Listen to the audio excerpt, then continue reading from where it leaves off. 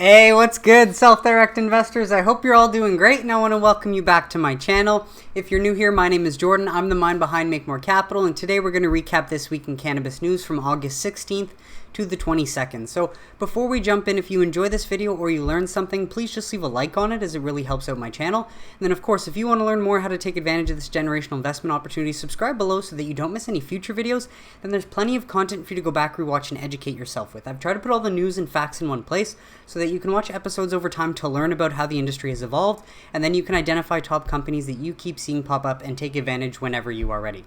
We're going to start with some great news as the Supreme Court of British Columbia grants Harvest Health and Recreation Inc. final order approving arrangement with Trulieve Cannabis Corp. So not exactly sure why this has to come from the Supreme Court of British Columbia, which is a single province in Canada, but nonetheless they are pleased to share that Harvest has obtained the final order from the Supreme Court of British Columbia approving the previously announced arrangement agreement pursuant to which Trulieve Cannabis Corp has agreed to acquire all of the issued and outstanding shares of Harvest. And so despite all the fear, doubt, and uncertainty going around about Kim Rivers and Trulieve, the only certain news we got about Trulieve last week is that they are going to close on their merger with Harvest and become one of the largest MSOs in the US. So we couldn't be happier with this news from the Supreme Court of British Columbia approving our previously announced arrangement, said Kim Rivers, Chief Executive Officer of Trulieve. Following Harvest's strong Q2 performance and the recent shareholder vote in support for the transaction, we are closer than ever to completing this transformational event for Trulieve in the cannabis industry. I'm not sure when it's supposed to close, but I imagine it's probably in October or November, usually 6 months after the deal is announced upon completion of the transaction, or 6 months or so,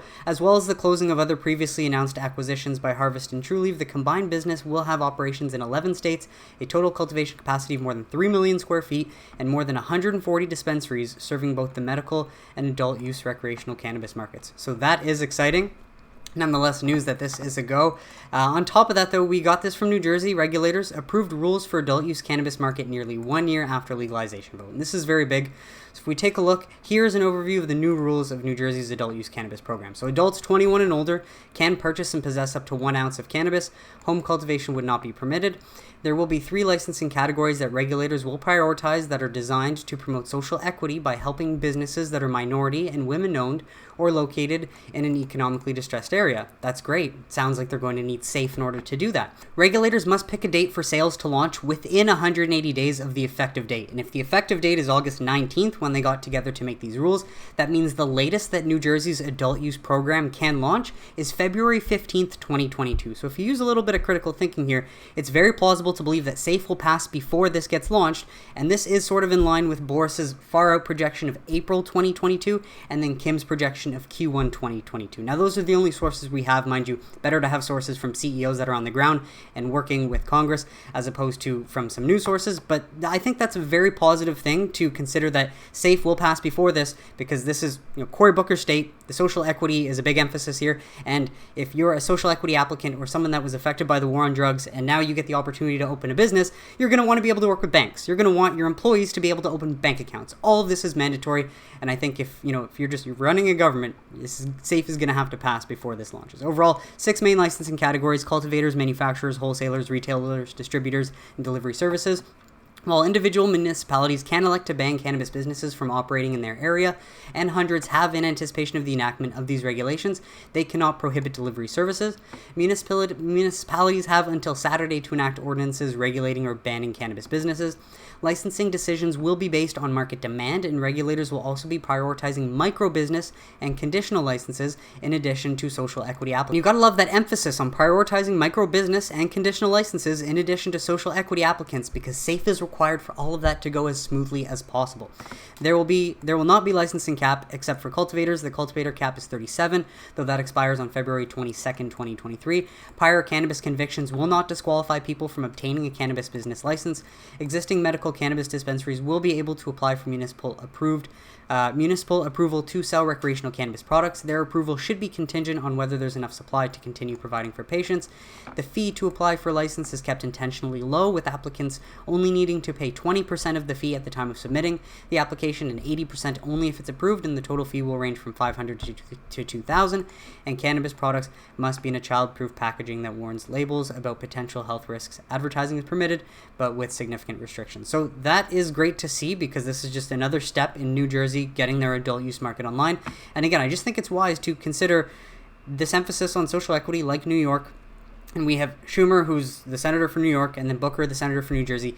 They understand this. So as much as they might have been playing hardball a few months back, when they resume Congress on September 1st and they launch this official bill, like, they're very aware that this process is going to be incremental. Now, keep in mind, this is just my opinion, and I do wholeheartedly believe this based on my own common sense reasoning, but I am aware that politicians and most people do not use common sense. So if you have any reason to believe that SAFE is not going to pass in the next 6 to 12 months, and you have facts or evidence to back that up, please let me know in the comments, but make sure you provide facts or evidence so that we can have a discussion.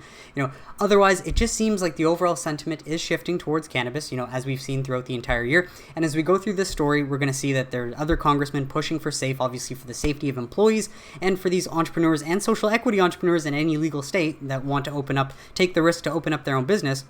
Yeah, they want to be able to bank with banks and not have to deal in cash too. So keep that in mind with the fact that Schumer has to unveil the official bill on September 1st, and that's not going to have the votes. So better to do something incremental in the meantime than to try and go all in on that, which just does not have the votes. Plus, that merger with Trulieve is going to close, and that's going to create more sentiment in the space and possibly create more M&A. I would also argue that when MSOs report their earnings in November, those numbers are going to be even better and more difficult to ignore. So all of that being the case is still to come. So don't look back and be afraid. We got to look at what's ahead of us and what's going to be continuing to unfold. I think if we read between the lines here, there's a lot of foreshadowing in this news, and this is a great thing for the state of New Jersey and for cannabis in the U.S. As we move on to this thread from Jason Spadafora, the timing could not be better, so I'm just going to go through this. Here's some history. Back in 2017, panic was even higher for pot stocks. LPs were down huge, 50% for Canopy, 70% for Aurora, both from 52-week highs, and I only got into the space late 2017, but I only started really paying attention to it in the summer of 2018. So yes, this is a little walk down memory lane. ACB, for example, went from 33 cents to $2.38, hit $3.25 intraday. That's a 700% move, then dropped to 98 cents low intraday, negative 74 cents. And this is from a tweet that he made in 2017, July 18th. Yes, because pot stocks especially started a downtrend.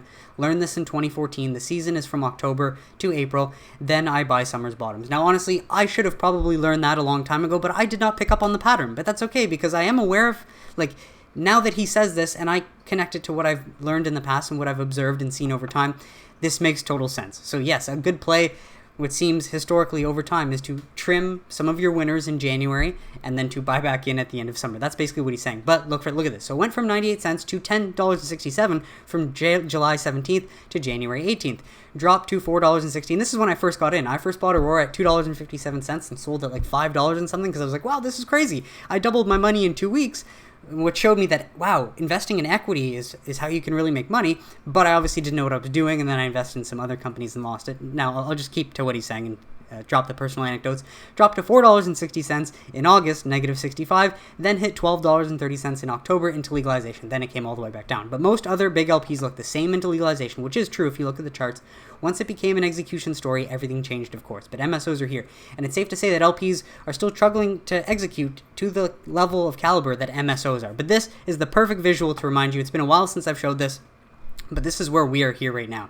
So we're going through the difficult dog days of summer, and we're nearly getting to September 1st when that bill is introduced. So just brace yourselves for this next week. If you can buy. But it can get, a little bit worse.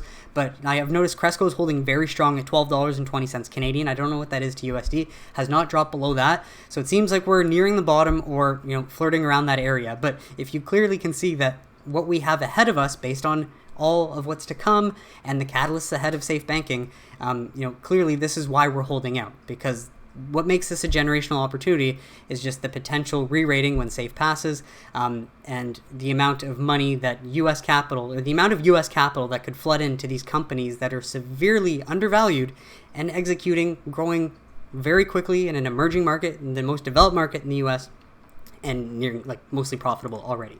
So we'll keep going. Pot stock seasonality is real. It's an emerging market here and internationally.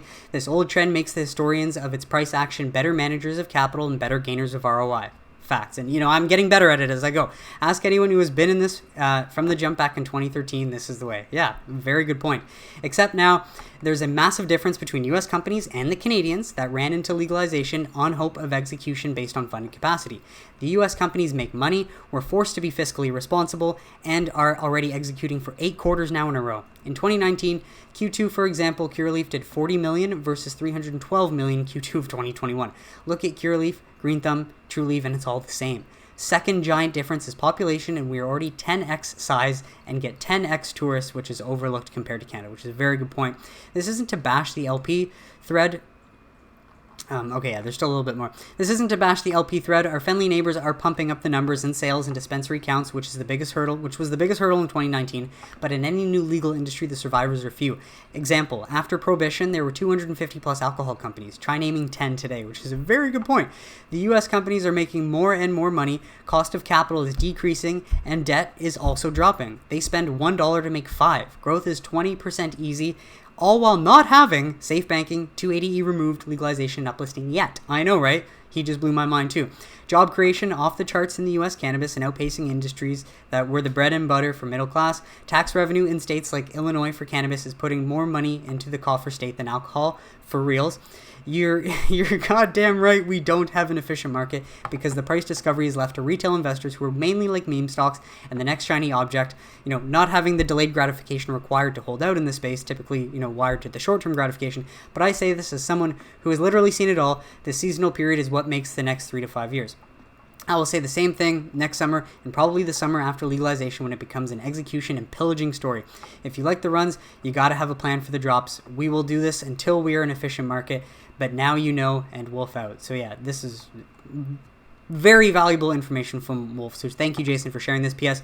I honestly don't care if you think I'm wrong or if cannabis is the devil's lettuce, but if your goal is to be long, be long. Educate yourself, and if you want out, then get the hell out. Portfolios are built on the blood and bones of the impatient. Wealth takes years of cruel potstock summers. And this is true, though, because at least what I saw last year, making the money I made off of Afria and locking in those gains, it really is just a matter of, learning what your own game is, playing it over time, and getting better at playing it. But it seems like this speaks a lot of truth. Yes, pot stocks especially started downtrend. Learned this in 2014. The season is from October to April. So keep that in mind going forward. What a post from Jason. Thank you for that. So take in this wisdom as we prepare for another lap around the sun. Onto some news as Congressman urges passage of cannabis banking bill while broader reform is considered. So this is good to see that other members of Congress, besides the 3 that are working on the comprehensive bill, are pushing for SAFE, as it's been 4 months since the House of Representatives again approved a bipartisan bill to protect banks that will work with state legal cannabis businesses. But companion legislation has stalled in the Senate, and the House sponsor is getting impatient. While Rep. Ed Perlmutter says he appreciates that the Senate leadership is pushing for more comprehensive end to federal cannabis prohibition, and he agrees that promoting social equity is an important objective, he feels the Secure and Fair Enforcement Banking Act is urgently needed to address public safety issues resulting from the industry's lack of access to traditional financial institutions. What's more, the banking bill stands a significantly higher chance of passing in the Senate specifically because of its narrow focus. That's all it does. It just makes it so that banks can work with these companies and that they can invest in these companies without fear of federal prosecution. Very simple and very helpful for everyone, especially social equity entrepreneurs. To that end, Perlmutter argues that an incremental approach to reform is better than nothing, 1,000%, and the Safe Banking Act should get a Senate vote without further delay. In an interview with Westworld that was published on Friday, the congressman was asked to defend that incrementalism. He said simply that he believes it's important to pass the Safe Banking Act as quickly as possible to address the public safety risk that comes with these businesses being forced to operate cash only. Passing the Safe Banking Act is the first step to many federal cannabis reforms to create a safer and more equitable industry, which I believe is 100% true, and I think that that's what we're going to see in time. It requires patience, but we're going to see it. And he adds, Perlmutter doesn't necessarily view the Safe Banking Act as being about Wall Street or big business. Now, obviously, though, you can look at one issue and you can look at one side of the argument or the other and decide which one you're for. Clearly, this is going to help big business and Wall Street, but it also is going to help entrepreneurs and cannabis business owners and employees for these cannabis businesses. As he stressed in the new interview, that it's not about making corporations richer, it's about protecting employees, patients, and customers of small businesses. So he's right saying both, but ultimately, if you're a social equity applicant, or let's say someone that was affected by the war on drugs, and you get the opportunity to start your own business, the last thing you want is to be a target for a robbery because these robbers know that you're dealing with cash only and you can't work with banks. So the SAFE Banking Act also immediately removes barriers for small minority-owned cannabis businesses to access capital. He said passing the SAFE Banking Act is the first step of many federal cannabis reforms to create a safer and more equitable industry. So it's great to see more congressmen pushing for this vote, and it's very possible that we're going to see this even sooner than Q1 2022, but this is what we're holding out for. The SAFE Banking Act is going to change a lot in a positive way for this industry. While Rosario Dawson joins the board of a cannabis business as partner Cory Booker, I didn't realize that they were dating, apparently, but pushes for legalization in the Senate. Now, is this not some sort of a conflict of interest? I don't think it is. Obviously, I'm just joking there, but I'm just wanting to add, actress Rosario Dawson is joining the board of California-based cannabis beverage company as her partner. Senator Booker is pushing to build support for a bill he's sponsoring to federally legalize cannabis. Dawson said she's been impressed by diversity efforts of CANN, which produces low THC infused seltzers and is backed by investors like actress and Goop founder Gwyneth Paltrow.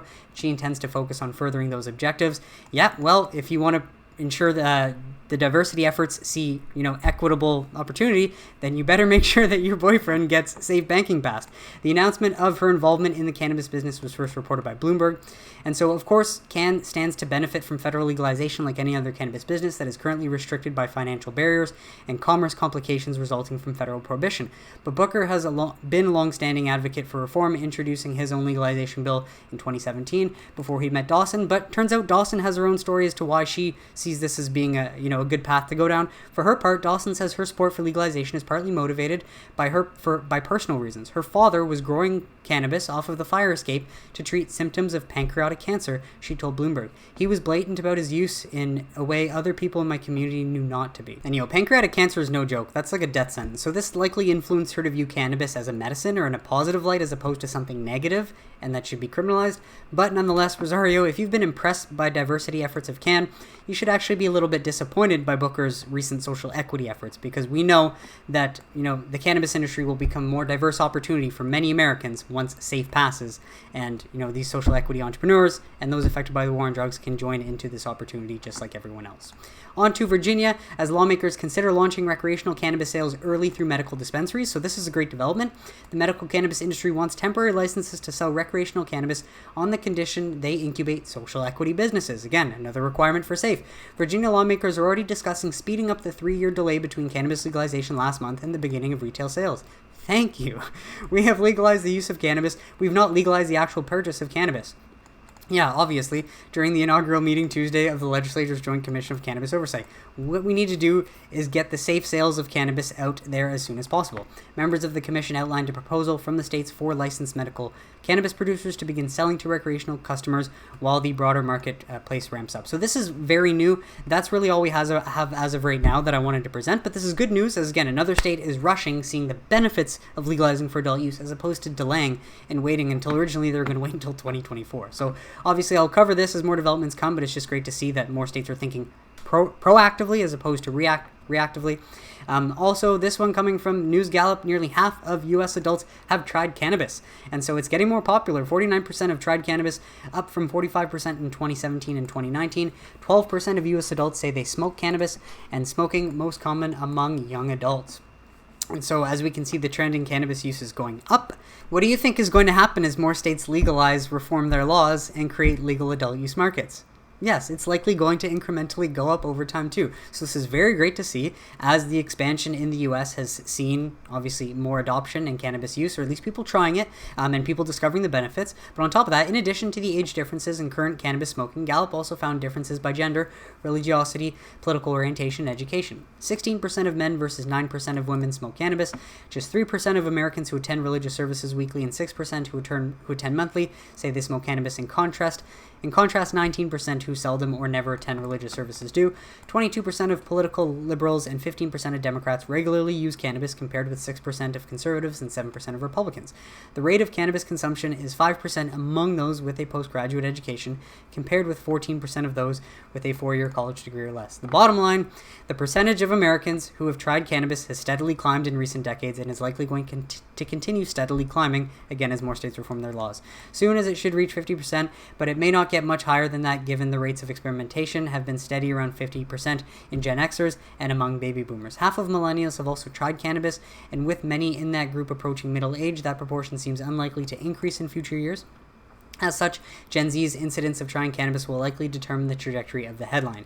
If Gen Z's experimentation rates are similar to their predecessors, the percentage may soon level off. It could, however, continue to grow if Gen Z and succeeding generations try cannabis at rates of above 50%. Gallup has a shorter trend line on current cannabis smoking. The percentage has been steady near 12% in recent years. Still, nearly as many Americans today say they smoke cannabis as they say they smoke cigarettes, given the long-term decline in cigarette smoking. And obviously we know that smoking is not good for your lungs in any sort of form, why moderation is key, but we also know that cannabis is not nearly as dangerous to the human body as cigarettes are. So that is very positive. Obviously we need to deschedule it to research more to find all that out, but the bottom line is I think as this younger generation has the ability to go to a store and buy brands that they like and try this out, there's no reason to believe that that number isn't going to go up for at least Gen Zs that experiment and try it. And so that's positive overall. So yes, as we accept cannabis more, it is becoming more popular. On to retail trade sales by province and territory. This comes from Stats Canada, and what's positive to see out of Canada at least, although the growth is much smaller than the US because we have 1/10 of the population, we did see another record month for June 2021, which surpassed May 2021 by about $5 million, bringing in $319 million.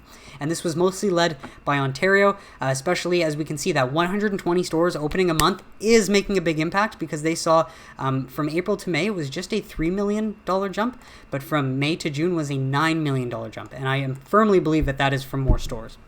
And considering this is spring spending too and not even peak summer, I imagine this is going to keep going up. But year over year, this is about over a 50% increase. So that's very positive still, big picture-wise if you're looking at numbers and sales numbers. Now, sadly, we can see though in Quebec, sales went down. And this is our second most populated province, but they've only got like 50-some stores, 56 or 60 stores, maybe something in that range. They just don't have enough to supply the demand properly. Alberta, as we can see, again, it goes down just because there's not enough people, only 4.5 million people in there. Although they got 500 and some stores, I think they've even got more now. You need people to buy it, and then BC, it's starting to level off a bit. So thank goodness for Ontario opening that 120 stores a month and realizing that they got to supply that demand. So good to see growth continuing in Canada at least. On to the Office of Medical Cannabis Use in Florida.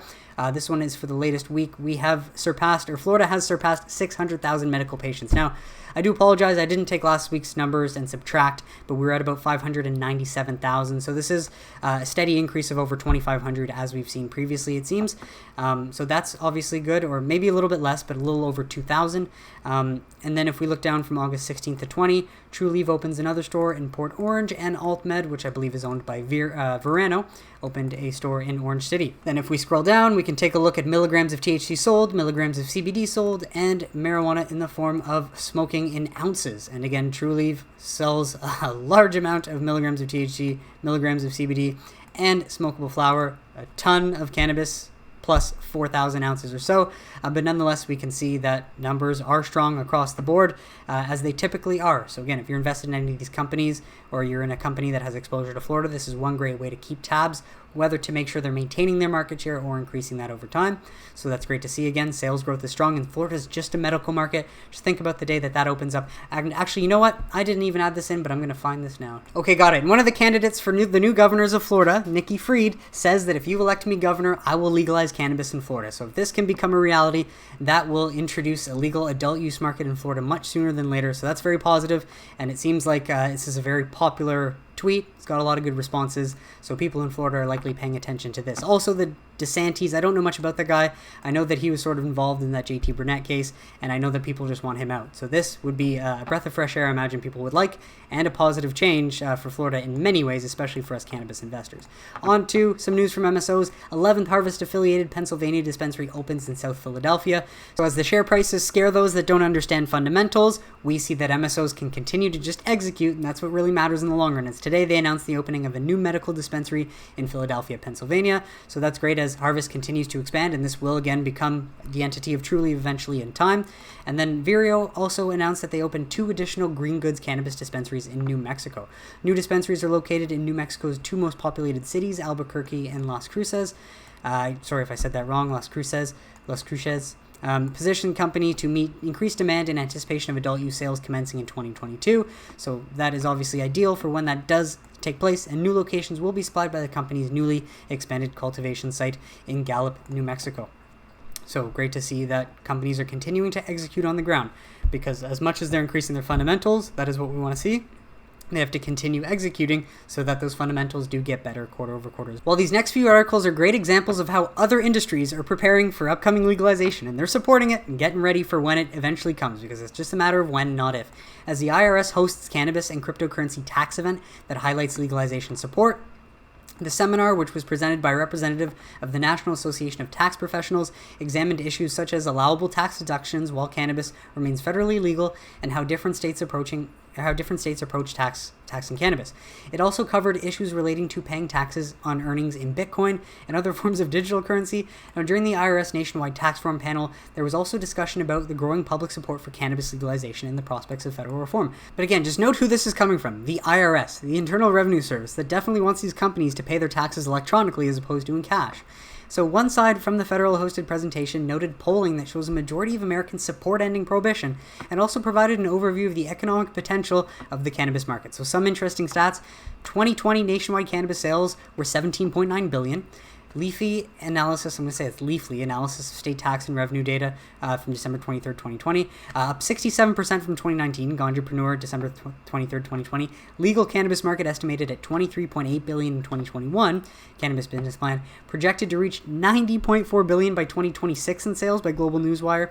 Full market value, legal and illegal, estimated at $61 billion. I would say that is so conservative based on the 80 and 100 million that we can see when the full total addressable market of the U.S. is opened up. 68% of Americans support making cannabis use legal, or just making adult use a legal option. I imagine that's a better way of wording it. 90% support allowing medical cannabis. And on top of this, it's worth noting that earlier this year, the IRS Commissioner Charles Rettig told Congress that the agency would prefer for state legal cannabis businesses to be able to pay taxes electronically, as the current large cash-based system under federal cannabis prohibition is onerous and prevents risks to workers. So I don't know about you, but it seems like the IRS is preparing their employees for upcoming incremental legalization of some sort, and I wouldn't be surprised if SAFE comes first, because that's how they're going to be accepting all these tax payments electronically, while U.S. cannabis insurers get ready to roll as federal legalization year. So all these industries are preparing to make a lot of money. Insurers are quietly gearing up for a potential tenfold in sales to the booming $17.6 billion a year cannabis industry as Congress inches closer to legalizing pot at the federal level. But the industry only wrote about $250 million in policies last year, insurance agents estimated for Reuters, with a handful of carriers offering limited property and liability coverage. Businesses also need coverage for crops and theft, along with larger payout limits, according to more than a dozen insurers, brokers, agents, lawyers, and cannabis business owners interviewed by Reuters. There's an overwhelming need. There's been a need. As Congress considers bills that would loosen federal laws, some insurers are trying to fill the gap with new types of coverage. Because insurers are regulated at the state level, they can now offer coverage in states where the drug is legal, and federal decriminalization would expand the market. There's an overwhelming need for the right kinds of insurance, said Rocco Petrilli, chairman of the National Cannabis Risk Management Association, a trade group of 3,000 cannabis businesses. Now, if we scroll down here, I just want to show you this last bit too, because BDSA expects some form of federal legalization in 2022. Some form, that's big. And Petrilli of NCRMA, they likely see what the IRS is anticipating too, said that could send insurance sales to cannabis businesses to more than $3 billion. That's quite a big increase from $250 million, as they said they previously did, over the next 5 years if the industry were insured like normal businesses. Whoever leads on providing reasonably priced insurance for this industry, so whoever gets out of the gate fastest after SAFE passes with the necessary coverage, is going to be very, very successful. So we're not the only ones anticipating this change. That's worth remembering. On to this news as Kevin Durant aims to destigmatize cannabis use with new partnership. In a significant step, Brooklyn Nets star Kevin Durant, one of the best NBA players alive, announced a partnership and sponsorship deal with cannabis marketplace WeedMaps on Thursday and said he plans to use his platform to destigmatize cannabis use among athletes, which is huge because it takes a top-tier athlete to come out and admit that, hey, I've used cannabis, it's done nothing but positive for me, and it's just a voice that we didn't necessarily hear for a long time. So just to add, there's a shift in culture, and it's taken a superstar like KD to embrace this and help others not be afraid to discuss the benefits, said former NBA player Matt Barnes, a cannabis advocate who has said he smoked pot most of his 14-year career. This has been a process. There have been meetings going on with the league and union for several years, and both sides have hired experts to investigate this. This is a big step, but it seems like they're going forward in the right direction because KD's obviously coming out with this news as opposed to hiding it. Disciplinary actions for pot violations have slowed before the pandemic, The last player to be suspended for using cannabis was Thabo Sefolosha in 2018, which is positive to say that at least maybe the NBA is easing their restrictions, but the main thing, we get it. The NBA doesn't want to promote cannabis, and it's not that they're promoting cannabis. It should be more of a matter that their stars realize that there's more benefits to using cannabis in recovery for their, just pain, muscle recovery, inflammation, stuff like that, than using opioids. It's a lot healthier in the long run and a lot better for them. So that's something the NBA should support, and they're likely heading in that direction. While we have a study from NORML, medical cannabis laws associated with declines in youth cigarette use. And I think this is very good news. As a team of researchers affiliated with the University of California at Irvine and with Pennsylvania State University assessed the relationship between medical cannabis legalization laws and cigarettes initiation among adolescents.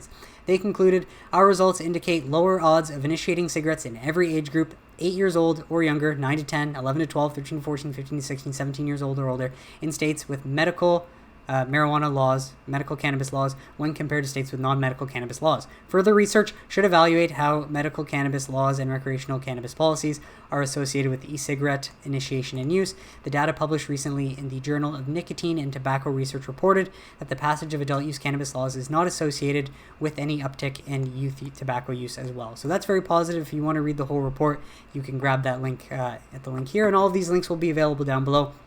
But that is it for today's episode, folks. So I just want to remind you where we really sit and to expect one more week of potential sideways trading, even down. But keep in mind, I've noticed Cresco has not gone below 1220. If it does go below 1220, I'm going to consider selling some Tilray to buy more. Although, obviously I think my Tilray is going to be worth a lot more in the future than it is now. But it's an opportunity that I might not be able to pass up. So just keep in mind, one more week. We are anticipating this. Do not freak out when you see it trade sideways. But then expect in September, when Schumer drops his new CAOA, or drops the official bill, not just the draft, then we can see the sentiment pick up, as we're going to have news headlines starting to talk about cannabis again, and that, hey, this bill might not have the votes. How else can we see some sort of incremental change in the meantime? And that is what SAFE will bring us. But just keep this in mind. This is the goal. This is why we hold out for it. And that's okay. As long as you're prepared for it and have the patience, you will be rewarded in time. But that is it for today's episode, folks. I want to thank you so much for tuning in, and I really hope you got some value out of it. Let me know what you think in the comments if you have any questions or concerns. But more importantly, please comment. Let me know what you think about New Jersey enacting that they have to launch their adult use program within 180 days, and the fact that they're very social equity heavy in that makes me believe that they're going to pass SAFE, because that would just make everything go smoothly.